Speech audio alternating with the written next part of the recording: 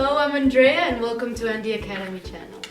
I've been recently asked by my millions of followers to do a video on anti-communist propaganda. More specifically, how did anti-communist propaganda in the United States evolve during the Cold War? My companion here, Toby, will help us explain everything. Okay, I'm Stalin here. Stalin. Cue the intro.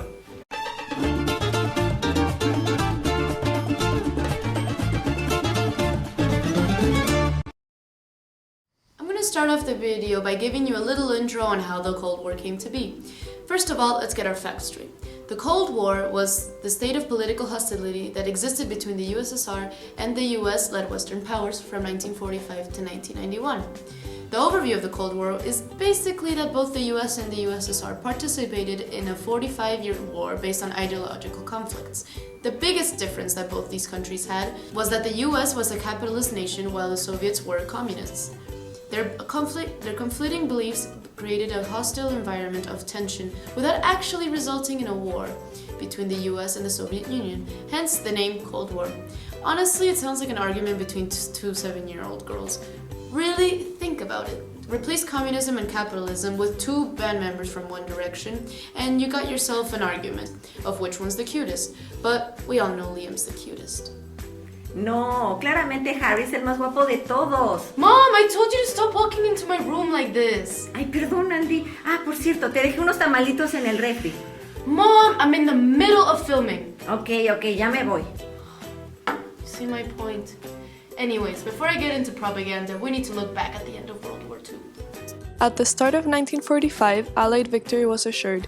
In March, American troops crossed the Rhine River and entered Germany. Hitler took his own life, and shortly afterwards, Soviet forces occupied Berlin, putting an end to the war against Germany on May 8th. Meanwhile, American forces moved closer to Japan. An American plane dropped an atomic bomb over Hiroshima and Nagasaki on August 6th and 9th, killing approximately 140,000 people. On the same day, the Soviet Union declared war on Japan and invaded Manchuria. Within a week, Japan surrendered. World War II produced a profound redistribution of world power. Japan and Germany, the two dominant military powers, were defeated. Britain and France were significantly weakened. Only the United States and the Soviet Union were able to expand their significant influence outside their national borders, rising as the two competing superpowers following the defeat of Nazi Germany in 1945. Instead of acting like regular enemies expected at some time to enter conflict, this war involved a nuclear arms race, economic rivalry, the development of huge espionage networks, and what we all came here for: propaganda! So we're gonna stop using the time-lapse since we couldn't afford more paper cutouts. So the Cold War propaganda in the US specifically attempted to demonize communism while extolling the virtues of capitalism and democracy. These pro-American values were promoted in film, television, music, literature, and art as the US attempted to, in a way, sell its respective ideologies to the rest of the world. This was done effectively when communism was shown to citizens as a beast-like creature, or as symbolized by a terrifying scenario that posed as a threat to the values and the people of America. This is the cover of a comic book that was published in 1947 by the Catechetical Guild Educational Society of St. Paul, Minnesota. This poster depicts a clearly exaggerated scenario of America under communism. By posing the question, "Is this tomorrow?" the audience immediately feels as though they have a choice, as if they can choose whether to continue living in a perfectly structured society filled with opportunities for all, or let the communism burn their nation's ideals and steal the rights of its people. This image gives people a glimpse at their horrifying future if America were to be corrupted by the Soviets. Throughout the course of the Cold War, propaganda became an essential way of coordinating and planning for psychological operations. It would win in the opinion of people around the world and preventing the spread of communism in the United States. Let's take a look at the definition of propaganda. It is defined as information essentially of a biased or misleading nature used to promote or publicize a particular political cause or a point of view. This highlights how, even though propaganda was shown to all citizens, it didn't necessarily portray an honest message. Of course, one must always consider that the main goal of all advertisement is to persuade and not to inform. Anti-communist propaganda came in many different forms back in the day. You know, when my history teacher had hair. Okay, please don't lower my grade. Anyways, so before propaganda could be seen in posters, movies, educational videos, books, news, etc., all aiming to show the fear and chaos from a communist life.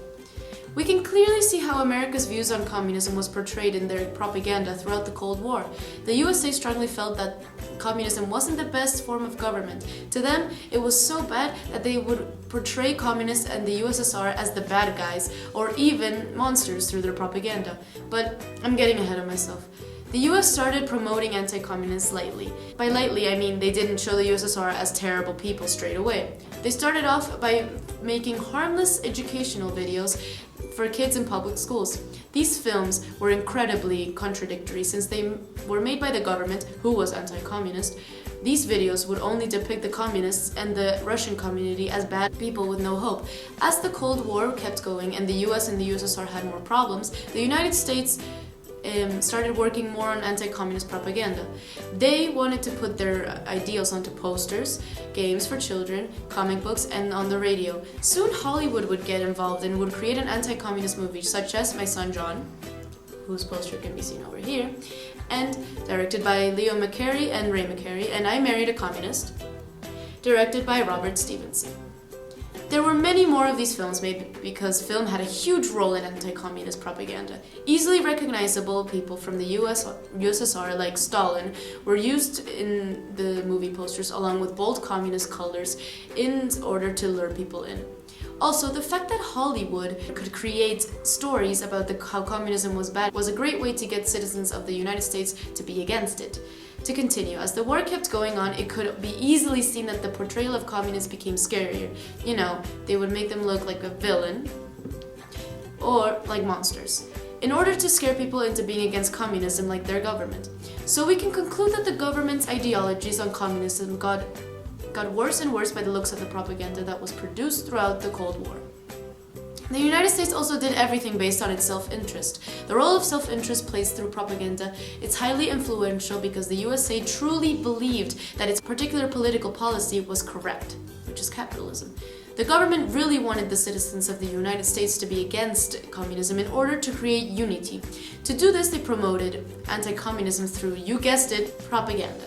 Propaganda was the perfect way to create a bad perception towards communism to people. It was a way to communicate with the citizens since they were reaching out to them through this use of propaganda. People all over the United States would be surrounded by anti-communist posters, radio announcements, and movies.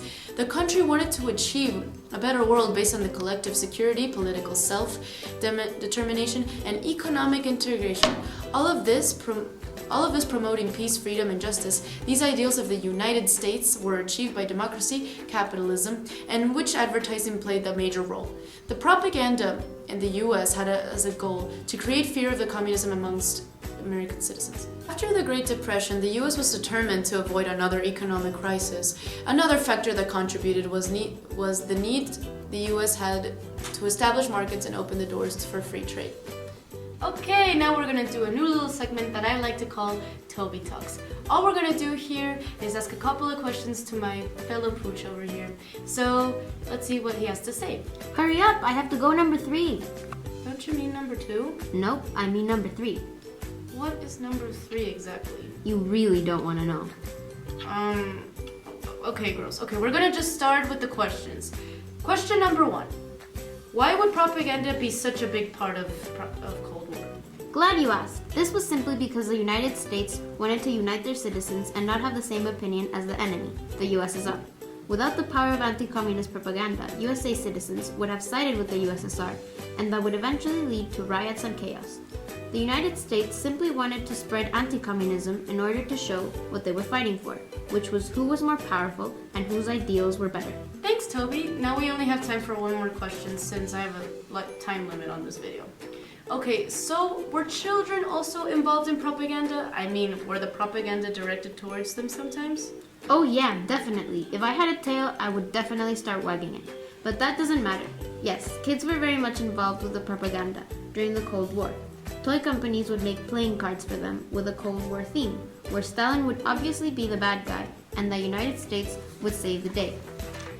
There were also comic books that were aimed to children telling stories, where communist countries were the villains and the United States were the heroes. Oh, cool. Thanks once again, Toby. You can go do your number 3 now. No need anymore. Wait.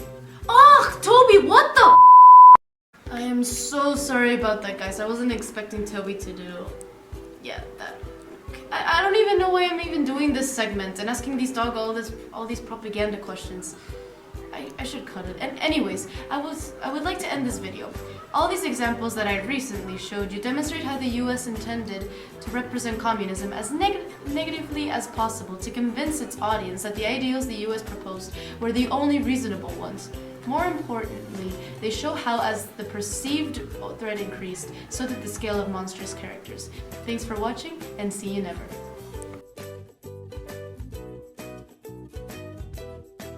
Anyways, we mean well. No, wait, cut it. I'm gonna start the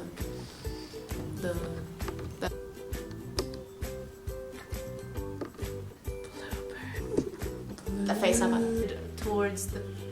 Yeah, what are you doing? Es que el perro está viendo a los pájaros. No importa. This is the cover of a...